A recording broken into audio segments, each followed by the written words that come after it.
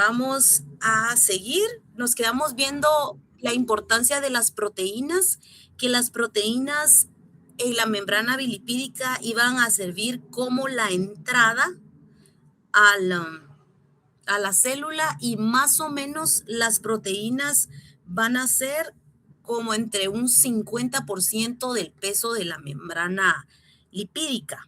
Y decíamos que ahí esas proteínas pues iban a servir como transportadoras, unas iban a ubicarse en toda la membrana, otras las vamos a encontrar solo en la membrana externa, otras solo en la membrana interna. También hablábamos que las proteínas debían estar formadas, ¿verdad?, de aminoácidos que eran importantes según si iban a ser básicos o ácidos y así van a permitir el ingreso de moléculas dependiendo de esa característica. Estuvimos diciendo que las proteínas de membrana van a haber de dos tipos. Hay proteínas de membrana integrales como esta que está aquí, que está integrada a la capa bilipídica, y algunas periféricas que solo están ancladas aquí al fosfolípido, que no específicamente están adentro de la membrana, sino que están ancladas a los fosfolípidos, ya se encuentra aquí afuera. ¿Qué más estuvimos hablando acerca de las proteínas? Decíamos que las proteínas iban a ser sintetizadas en el retículo, del retículo iban a viajar en el citosol de la célula y luego se iban a ubicar aquí en la membrana bilipídica.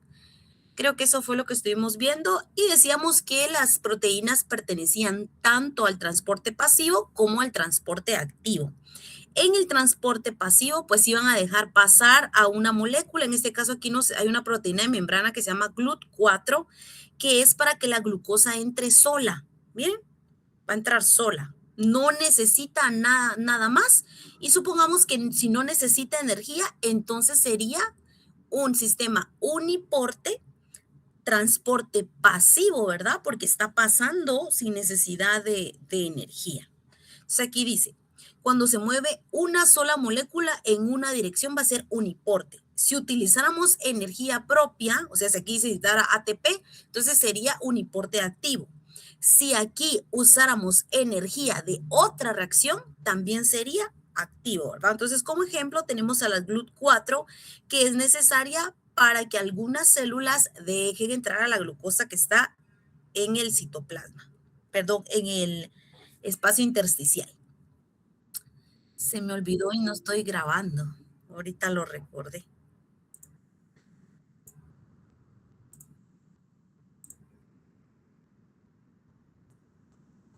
Muy bien. Vamos entonces a continuar. Y estábamos diciendo que también vamos a tener este caso que es simporte. Simporte iba a ser cuando dos moléculas tenían que entrar por la proteína al mismo tiempo y necesitamos siempre que entre con algo más, ¿verdad? En este caso, nosotros tenemos aquí el sodio, que para el caso de esta proteína transportadora, si la glucosa quiere entrar por aquí, tiene que ir acompañada con el sodio. Entonces, ambos solutos viajan de la membrana en la misma dirección. Entonces, aquí tenemos el ejemplo de la proteína, que es una proteína transportadora de glucosa y sodio hacia el interior de la célula. Ya sabemos que si utiliza energía, entonces va a ser activa y si no utiliza energía, entonces va a ser pasiva. Antiporte. Hablamos que el antiporte son dos solutos que viajan en direcciones opuestas, o sea que si entra el sodio, tiene que salir el calcio, ¿verdad? Y si entra el calcio, tiene que salir el sodio. Como ejemplo, tenemos la bomba sodio-calcio. Eso fue lo último que estuvimos viendo. Luego hablamos que esas proteínas de membrana, ahora sí ya las sabemos, ¿verdad? Integrales o periféricas. Estas proteínas de membrana iban a permitir el ingreso a las moléculas, pero que habían organelos que iban a tener otra capa bilipídica, porque sabemos que las células eucariotas, todos los organelos tienen estas membranas, ahí van a tener que pasar por otras proteínas distintas. Bueno, entonces vamos a hablar de la mitocondria. Les decía que la mitocondria es el lugar donde más se van a sintetizar ATP, que es la molécula energética que es la moneda energética del organismo, y de ahí su importancia. Entonces, la mitocondria. Sabemos que primero la célula tenía que pasar la membrana externa por las proteínas, ingresa al citoplasma y ahora viene aquí en el citoplasma y tiene que entrar a la mitocondria. Entonces, la mitocondria va a tener una doble capa. Aquí tenemos que es la membrana externa, va a tener un espacio intermembrana y luego va a tener la membrana interna y entramos a la matriz mitocondrial, que es donde se encuentra el ATP. Ustedes miran aquí que aquí dice ATP, ATP. Pero como ustedes pueden ver en este esquema, si aquí viniera alguna molécula, no solo tuvo que pasar la membrana externa, llegar al citoplasma, tiene que pasar la membrana externa de la mitocondria, ahí van a ver otras proteínas, pasar al espacio intermembrana que va a tener ciertos gradientes electroquímicos y luego pasar las proteínas de la membrana interna y entonces ya tenemos ATP. Esto es para que ustedes tengan bien claro a partir del curso, en este momento, que todo proceso metabólico, toda ruta metabólica, que es lo que más vamos a ver ahorita en la bioquímica 2, antes de iniciar la ruta tiene que ingresar a la célula blanco. La célula blanco puede ser músculo, puede ser tejido nervioso, puede ser hígado, puede ser tejido adiposo, no importa a qué célula va, tiene que pasar todas las barreras que tengamos, o sea, barreras hablando de esas membranas. Tiene que pasar la membrana externa, tiene que estar en el citosol, tiene que pasar las membranas del organelo a donde va a actuar. Entonces, siempre va a tener relación con proteínas. Puede ser que sean proteínas de transporte, puede ser que sean proteínas de característica enzimática, que sean proteínas de como de restricción. Entonces, todo eso es porque nosotros traemos la molécula con el objetivo de llegar en algún momento a formar ATP o almacenarse, pero siempre tenemos que tener en claro que vamos a estar atravesando todas las membranas lipídicas de los diferentes organelos. Bueno, ¿qué más tenemos que saber hablando de las membranas de las células eucariotas? O sea, las células van a recibir mensajes o señales donde no solo debe entrar, en este caso, supongamos que va a entrar la glucosa, como estamos viendo aquí. Va a entrar la glucosa, sabemos que tiene que pasar la primera barrera de la capa de la membrana externa, tiene que entrar por el GLUT4, pero para activar al GLUT4 yo necesito primero una hormona. Entonces, esto está desactivado y para activarlo necesito que ahí llegue una hormona que es la insulina. Lo que quiere decir es que nosotros necesitamos activar a las proteínas, a muchas de ellas con energía y a otras sin energía. Pero vamos a necesitar hormonas que van a ser llamados mensajeros químicos. Las hormonas van a variar en su composición química, van a variar en el tamaño, algunas pueden ser liposolubles y algunas pueden ser hidrosolubles.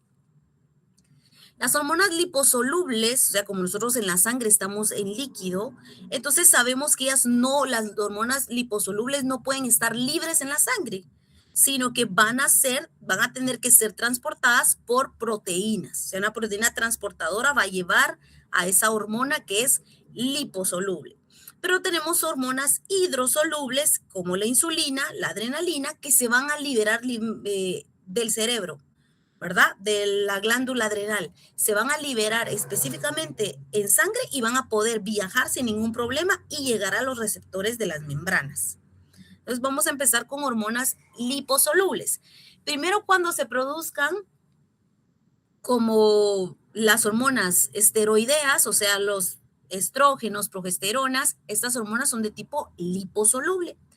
Necesitan, al ser producidos en el cerebro o en el caso de algunas glándulas, van a venir y se van a unir a la proteína transportadora, va a llegar la proteína transportadora y la hormona va a activar a la proteína que nosotros tenemos en la membrana bilipídica, que en este caso sería la GLUT4.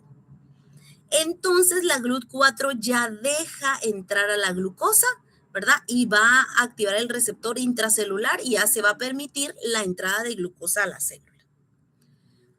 Cuando estamos hablando de hormonas, ¿verdad? Ahora las hormonas hidrosolubles van a viajar libremente en el citoplasma, van a llegar a los receptores de membrana. Nuevamente el receptor se va a abrir y va a dejar la entrada de la sustancia. Entonces aquí miramos, ¿verdad? Que se abre, entra la sustancia, se da la señalización celular y miren lo que dice aquí. Se activa un segundo mensajero, el AMP cíclico.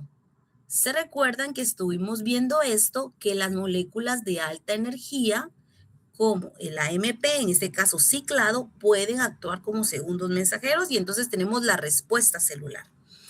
Esto que estamos viendo ahorita es para que las rutas metabólicas inicien, es el preámbulo. Entonces tenemos que tener bien claro que en algunas veces las rutas necesitan iniciarse porque la proteína que deja entrar al carbohidrato, al lípido, lo que necesitamos que entre, solo se va a activar si nosotros tenemos la presencia de una hormona.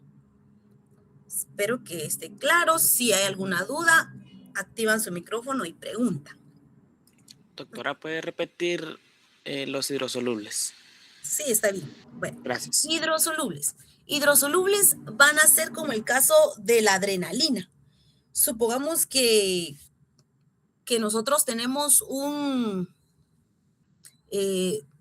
perro que lo van a atropellar y ese perro tiene que reaccionar rápido, como la insulina también, ¿verdad? Si hay mucha hambre, también se va a liberar insulina. Y eso tiene que ir rápido en sangre, por eso es hidrosoluble, ¿verdad? Porque debe poder estar libre ahí en sangre sin ninguna restricción. En cambio, en el caso de las liposolubles, ellas van a hacer un metabolismo mucho más lento de días, pero esta es de acción inmediata. Cuando llegue la hidrosoluble, pues va a ser rápido, en segundos, se va a activar y va a abrir a la célula porque supongamos que necesitamos que movernos rápido, que el perro se mueva rápido, necesitamos abrir este canal y que salga ATP, que salga energía al torrente sanguíneo y hay una reacción rápida. Pero como está cerrada la puerta, porque la puerta solo se abre con una hormona, no va a poder salir la energía. O sea, esto sirve tanto para entrar como para salir, ¿verdad? Entonces, en el caso de las hidrosolubles, van a ser hormonas que pueden metabolizarse libres en sangre. En este caso, viene aquí la hormona activa. Ya puede entrar la sustancia. Supongamos que lo que está entrando en este caso sea, ¿qué podríamos poner? Supongamos que aquí está entrando ATP, ¿verdad? Está entrando, o mejor pongamos que aquí está entrando un ácido graso, entre el ácido graso. Como el ácido graso está aquí y no va solo, sino que va esterificado, entra. Cuando él entra, la célula reconoce que entró un ácido graso para separar ese ácido graso porque está esterificado, lo tengo que separar del alcohol. Entonces voy a activar un segundo mensajero, que el segundo mensajero va a ser una molécula de alta energía, que es el AMP. En este caso tiene la C porque está ciclado, está formando un ciclo. ¿Por qué necesito que este se active? Porque esta ruta de separar a ese ácido graso del éster necesita energía, sola no se va a dar. Voy a activar un segundo mensajero, entonces cuando ya haya energía para que esto se separe, entonces se da la respuesta celular. ¿Y cuál es la respuesta celular? Empecemos la ruta de los ácidos grasos. Entonces, esto, no sé si ahí sí quedó claro. Sí, doctora, gracias. Con gusto. Bueno. No sé si hay otra duda. ¿No? Vamos a poner aquí un ejemplo. Y es un ejemplo de la importancia de las proteínas de membrana. La importancia de las proteínas de membrana sí es para respuesta celular. Sabemos que permite el ingreso de sustancias que pueden ser activadas por hormonas liposolubles, hidrosolubles. Sabemos que son las que comunican a la célula con su medio externo y permite ese ingreso de sustancias químicas, carbohidratos, lípidos y todo lo que hemos visto de proteínas. Pero también es indispensable para el buen funcionamiento de muchos sistemas. Les voy a explicar eso. Aquí tenemos una célula epitelial que ya lo vamos a ver qué significa en histología. Son las células que van a recubrir todos los sistemas. sea que el sistema digestivo está recubierto por una célula epitelial, el sistema respiratorio por célula epitelial, el sistema urinario por células epiteliales. Entonces, esta célula que está aquí está recubriendo sistema respiratorio. Si ustedes miran esta célula, aquí va a tener su núcleo y aquí tiene estos como pelitos que se van a llamar cilios. Todos estos que están aquí. Bueno, en estos cilios son importantes porque esta célula que está aquí, esta célula de tipo epitelial, va a producir moco. ¿Ah? Y aquí me dice que esta célula en su membrana, si nosotros miráramos microscópicamente todos estos cilios y sus membranas que están aquí, tienen ahí proteínas de transporte, ¿verdad? Y ahí me está diciendo que esta proteína de transporte, su función es liberar iones cloro. ¿Ah? Eso es lo que hace. O sea que es de tipo uniporte y lo que hace es liberar iones cloro. Entonces viene y los está sacando, ¿verdad? Está sacando los iones cloro. Lo que sucede cuando sale el cloro es que el cloro va a traer agua. Esto ustedes ya lo vieron cuando vimos cómo era el glóbulo rojo y cuando se daba lo del intercambio gaseoso. En todo eso el intercambio gaseoso intervenía el cloro, ¿se recuerdan?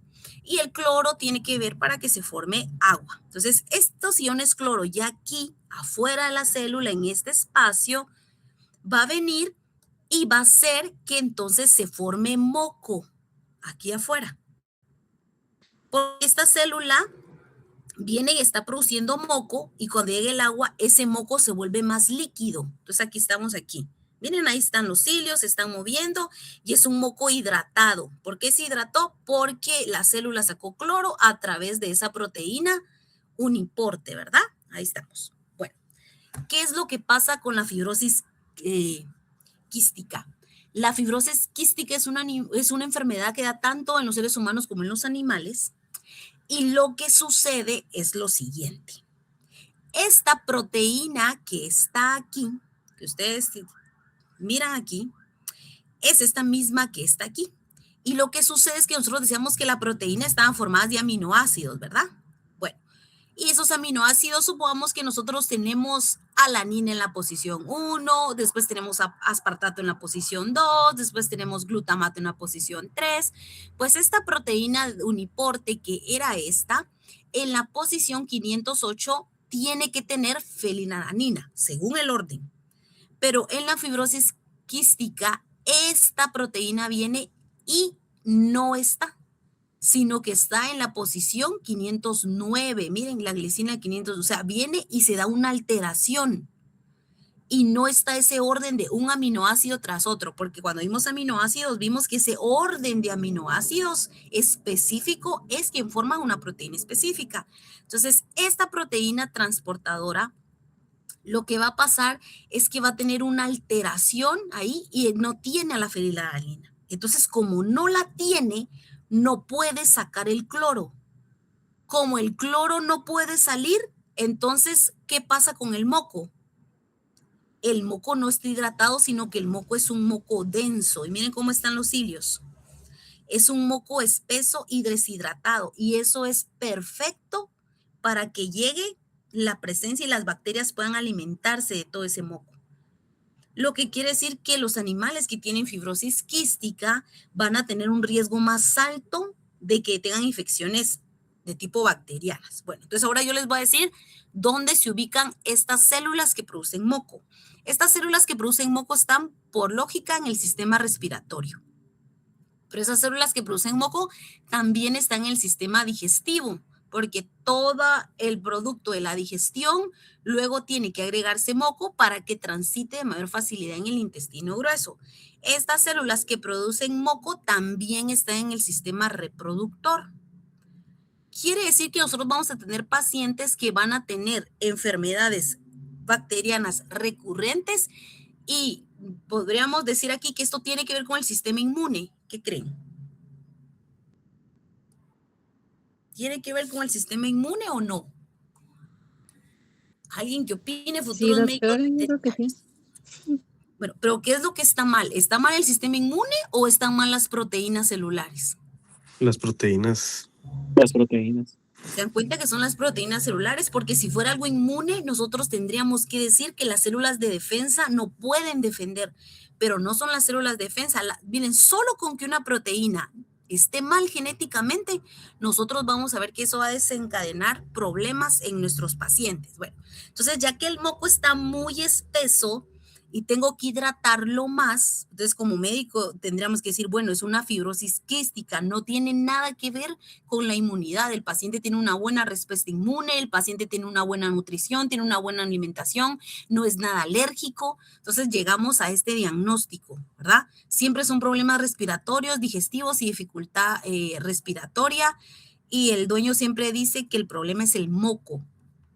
Bueno, entonces tenemos que hidratar el moco. Eso, ustedes saben que cuando las personas tienen problemas respiratorios, lo que se pone es que vamos a agregar solutos, o sea, vamos a agregar tratamientos en forma de gases para que respire. Entonces, únicamente vamos a tratar de hidratar este moco, tratar de hidratarlo, ¿verdad? No me recuerdo cómo se llama este aparato, ustedes lo olvidé. Cuando está enfermo de la gripe, que Con nebulizador, no. El nebulizador. La verdad, no puede ser. El nebulizador.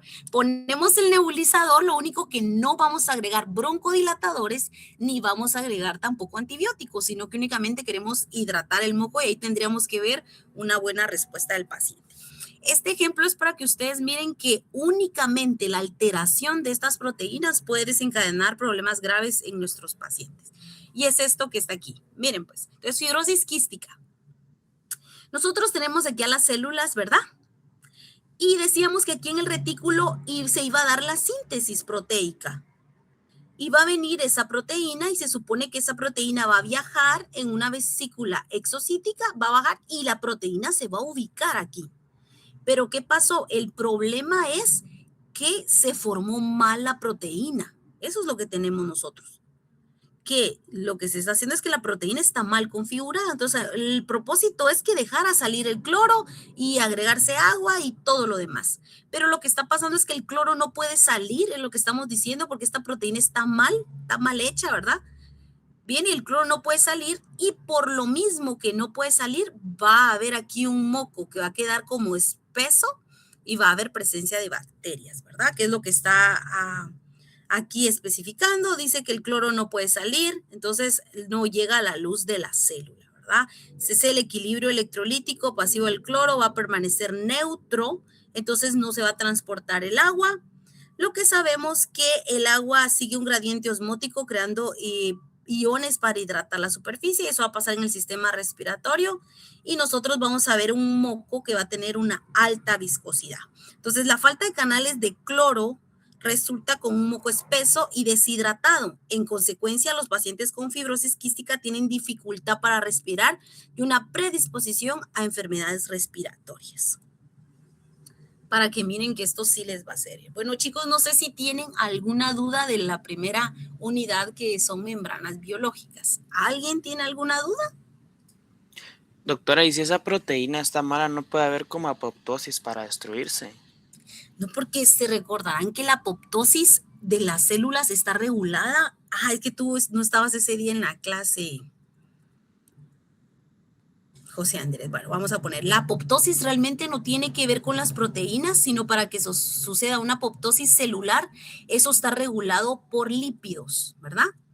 Entonces, para que una célula se pueda entrar en apoptosis, va a ser por la alteración lipídica, no por la alteración proteica, ¿verdad? Pues por un cambio en la ubicación de los fosfolípidos de membrana. Si no están donde tienen que estar, eso crea apoptosis. Pero la apoptosis no es regulada por proteínas, sino por lípidos. ¿Alguna otra duda? Esa es muy buena pregunta, está bonita para el examen. ¿Alguna otra duda? ¿Alguien más? Gracias, En doctor. este caso, solo una pregunta. En este caso, por ser el caso de la fibrosis quística, por ser una mutación, el cuerpo siempre no lo va a reconocer como una enfermedad, sino que solo sería el único tratamiento que se podría hacer sería lo de la nebulización. Sí, lo que pasa es que como es una enfermedad genética, para que el organismo reconozca algo como para atacarlo con el sistema de defensa, primero debe cumplir varios requisitos. para que algo pueda ser reconocido como un agente extraño, tiene que tener cierto peso molecular. O sea que por eso nosotros comemos un montón de cosas y no tenemos ninguna respuesta inmune, porque debe tener un peso molecular específico. Aparte de eso, tiene que tener una variabilidad en la estructura química. Supongamos ustedes se dan cuenta que a la gente le ponen a veces prótesis que son de silicón, que son de metal. ¿Por qué no hay respuesta inmune? Porque la variabilidad química no existe. El compuesto tiene la misma estructura química, entonces no va a responder el organismo. Lo siguiente para que haya una respuesta inmune es casi siempre que sea una molécula que esté combinada, proteína con carbohidrato o carbohidrato con lípido, lípido con proteína, o sea, debe tener varias características así como de conformación distinta. Entonces, a veces nosotros comemos cualquier cosa y como tiene la misma estructura, no tiene peso molecular, no hay respuesta inmune y nos quedamos sanos, ¿verdad? En este caso, como estas proteínas, primero, son propias del organismo, lo segundo, tienen bajo peso molecular, tienen la misma estructura, son estables, entonces no generan ningún tipo de respuesta. No sé si hay otra pregunta. Doctora, ¿No? pero entonces estas proteínas ya no se pueden como reubicar, por decirlo así, los aminoácidos.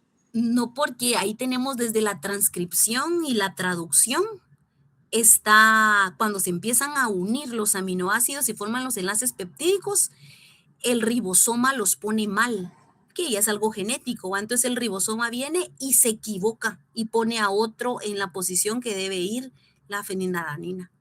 Entonces eso ya no lo vamos a poder componer, ¿verdad? Porque es genético, ya están mal. Imagínense, todos los ribosomas de todas las células tienen la misma alteración de todas las células que producen moco, ¿verdad? Tiene que estar claro que estamos hablando solo de células que producen moco, que ahorita en histología vamos a ver cuáles son. ¿Alguna otra duda? ¿Puede volver a explicar lo de Explicar la todo. detección de la, no, tampoco, de la ¿De cuál? detección de la fenilalanina? Que no escuché esa parte. Ah, sí, ya, bueno, no hay problema. Es la imagen esta que está aquí. Bueno, entonces nosotros tenemos aquí el ARN, ¿verdad? Mensajero, tenemos el retículo, aparato de Golgi. Entonces, ustedes se recuerdan que los ribosomas pueden estar en el retículo o pueden estar libres en el citosol. No importa de dónde viene, ahorita eso no es lo importante. Lo que sí es que los ribosomas están formando mal a la proteína. A la hora de ir poniendo, la función del ribosoma es unir a cada proteína, hacer el enlace peptídico y generar agua, ¿verdad? Unir a otra, formar el enlace peptídico y generar agua. Entonces, cuando los están poniendo uno tras otro, ¿verdad? Una tras otra la proteína, esta por una vesícula exocítica debe de salir para irse a ubicar a la membrana bilipídica. Pero lo que sucede aquí es que cuando se están poniendo, el ribosoma en la posición 508 no pone a la fenilalanina, sino que pone a otro compuesto. O sea que no va ahí. Entonces, como no va, el canal no va a funcionar. ¿Por qué? Porque se recuerdan que este canal debe tener cierto gradiente electroquímico. Y si nosotros cambiamos a un aminoácido, cambiamos ese gradiente electroquímico, entonces el cloro ya no va a poder salir. Eso es lo que pasa. Lo importante es que el cloro no puede salir, el cloro está aquí adentro. Entonces el cloro ya no puede salir y como ya no puede salir, no atrae agua. El moco sí se está produciendo. El problema es que el cloro sirve para atraer agua y que entonces el moco se vuelva más líquido. No sé si ahí sí estamos. Y ustedes pueden ver aquí, miren jóvenes, que es un transporte, que es un hiporte y miren, ahí está. ATP, o sea que es transporte de tipo activo, ¿verdad? Hoy sí está claro. ¿O Sí, alguien tiene una Sí, duda? doctora, todo claro. Sí, bueno, muy bien. Creo que ya casi se me acaba el tiempo porque vamos a hablar unas cosas de laboratorio. Voy a empezar con la siguiente unidad, si ya no hay dudas. Esta presentación ya está ahí en la plataforma para que ustedes la descarguen.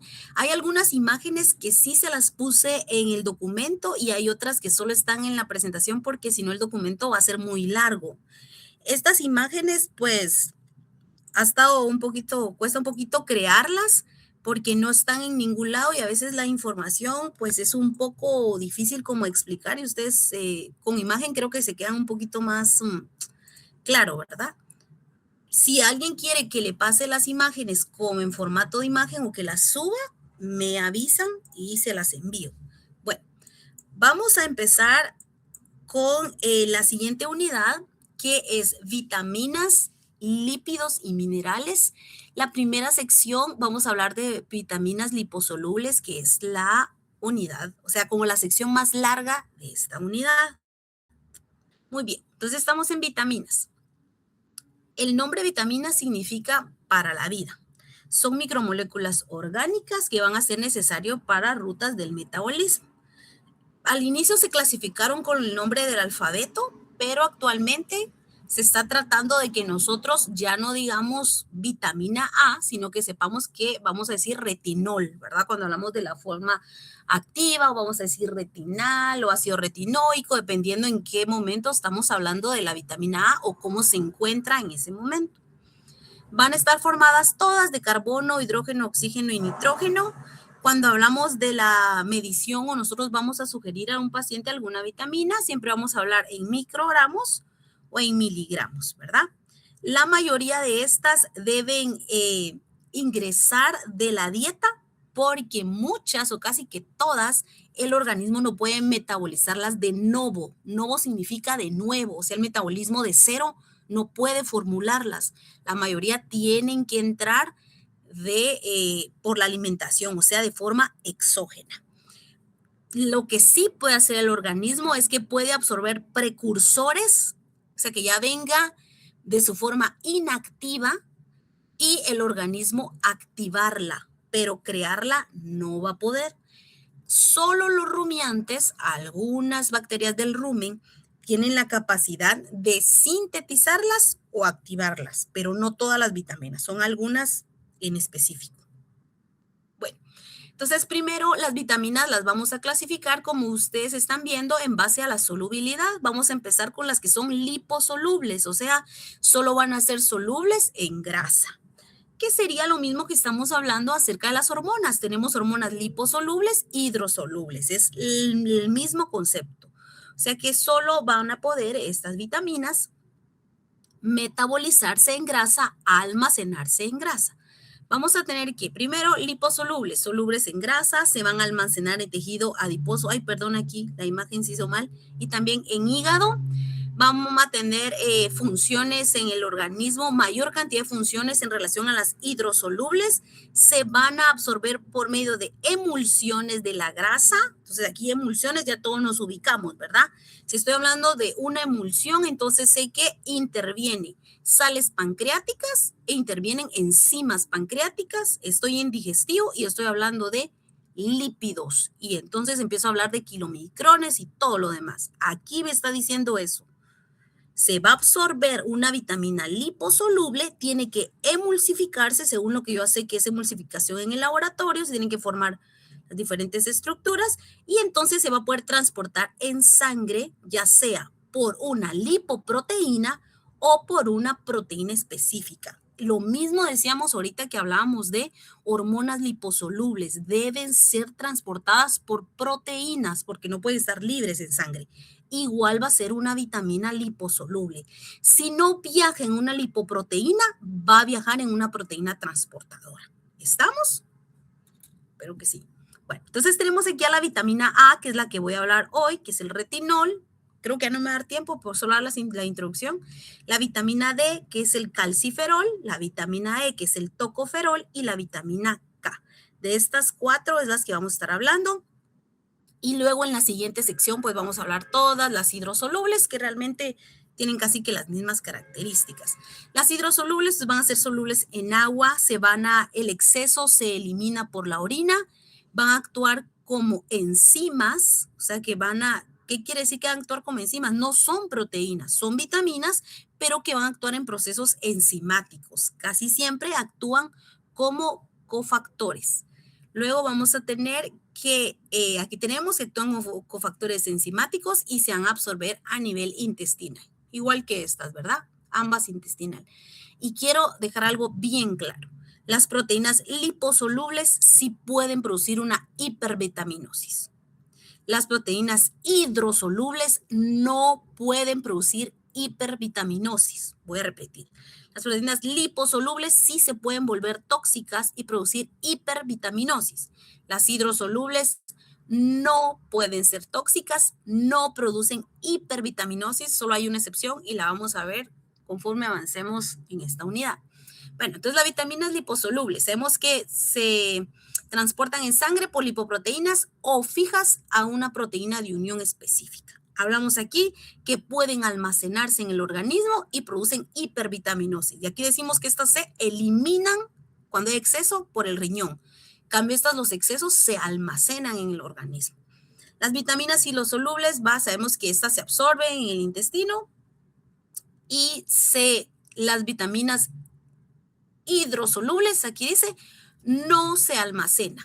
No se almacenan, sí se almacenan. ¿Pueden causar intoxicación? No pueden causar intoxicación.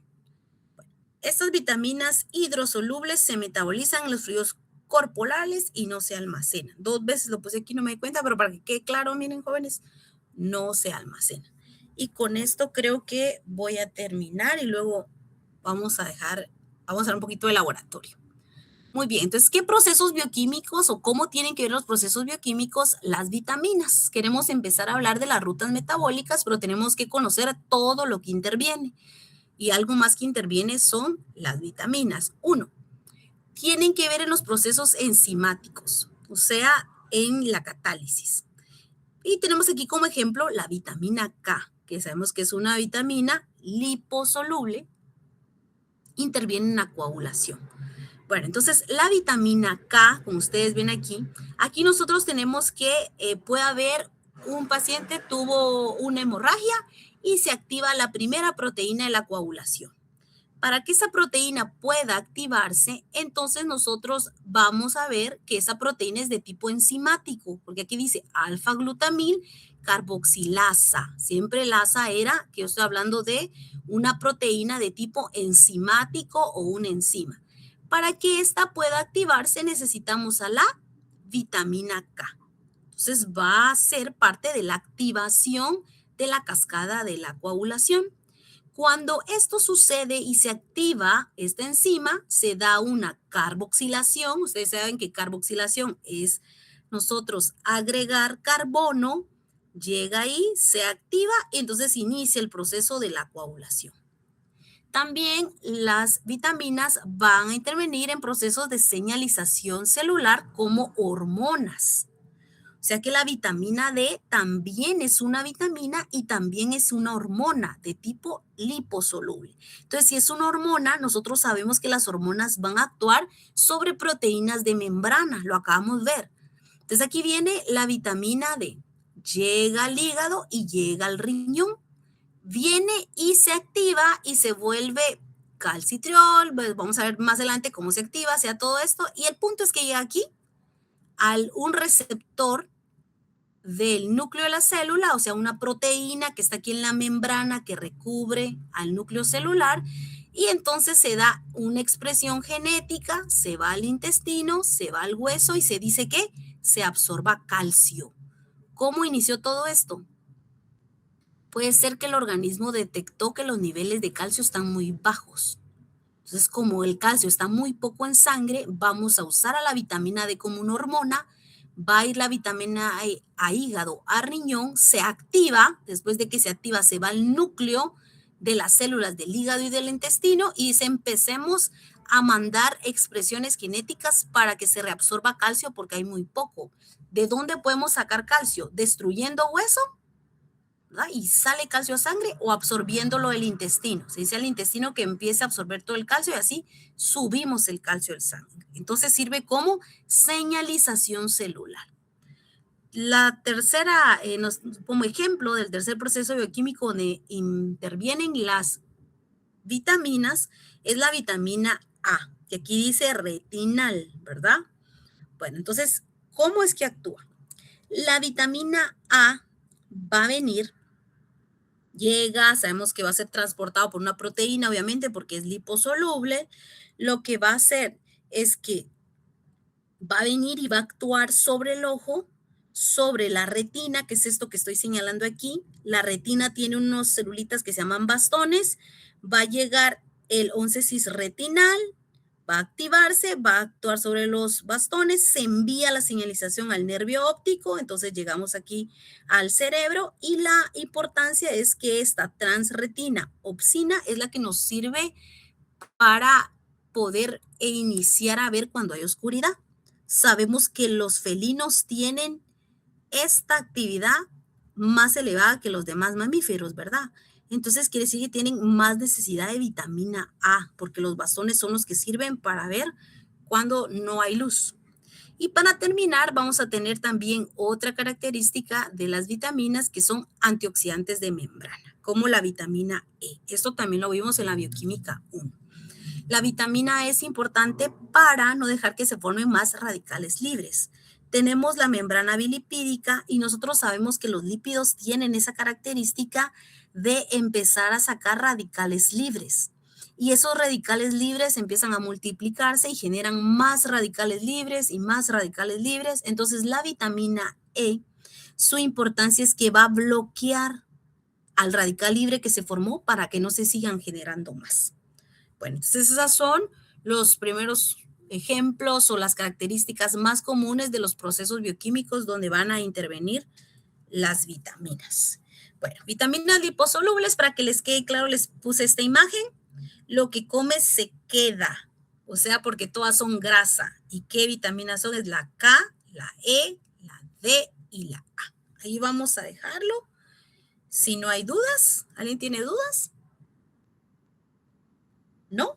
Bueno, entonces, Ingrid les quiere decir algo. Buenos días, chicos. Ayer se me olvidó decirles que en el área de laboratorio hay una carpeta con las prácticas. Ya les subí la práctica de la otra semana. Es importante que esta práctica ya la lleven leída y por lo menos estudiada, porque vamos a hacer una actividad que tienen que tener este conocimiento previo. Entonces, para que no se atrasen, porque pues ya saben que solo tienen 2 horas de laboratorio y si no, no nos va a dar tiempo. Entonces, por favor, todos lo llevan pues impreso y leído, por favor. Y eso sería, sí, y otra cosa, si hubiera alguno que no logró mandar el formulario el día de ayer, necesito que me escriba a la plataforma, por favor, porque sí necesito tenerlos a todos para poder hacer bien los grupos. Entonces, eso sería únicamente. Bueno, jóvenes, entonces nos miramos el día... bueno, todavía tenemos clases antes del miércoles. Si no hay ninguna duda, eso sería todo y que tengan un buen día. Feliz día, doctora. Feliz día. Feliz día. Feliz día. Feliz día. Feliz día. Feliz día.